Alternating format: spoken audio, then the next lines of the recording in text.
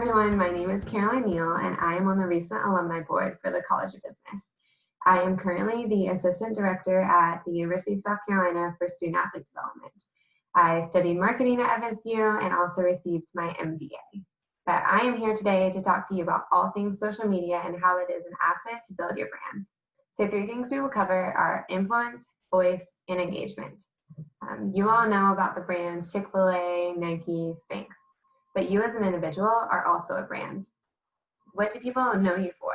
How do you want to be remembered? Ultimately, think of brand like reputation.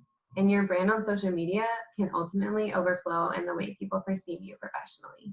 So first, influence. It's trendy, but what do you think of when you see an influencer or when you think of influence? There's a big difference between gaining attention and gaining influence. One is a short-term story that people look at and then it goes away. The other is long-lasting.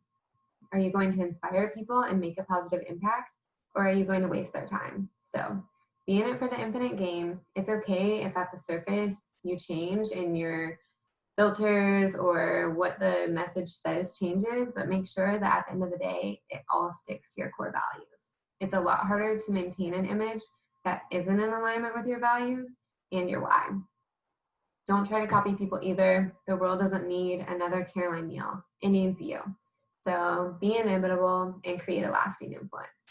Next is your voice and the values that are within it. Whether it's LinkedIn or it's Instagram, you have a voice.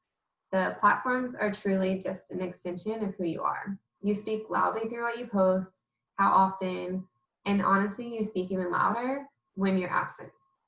So don't ghost.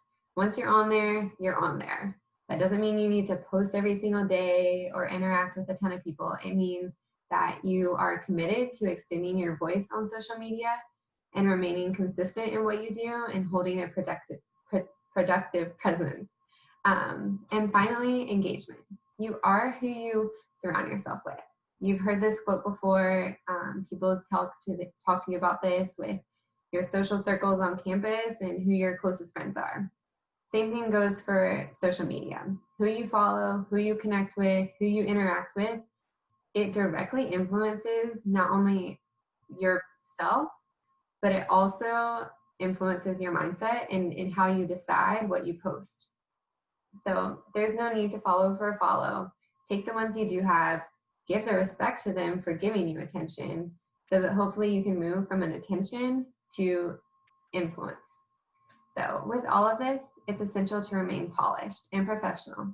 Your signature is on your social media. It takes 9 times more effort and exposure to improve one mistake on social media because once it's out there, it's out there. A quick screenshot or anything can take you down or can take you to the top of the mountain.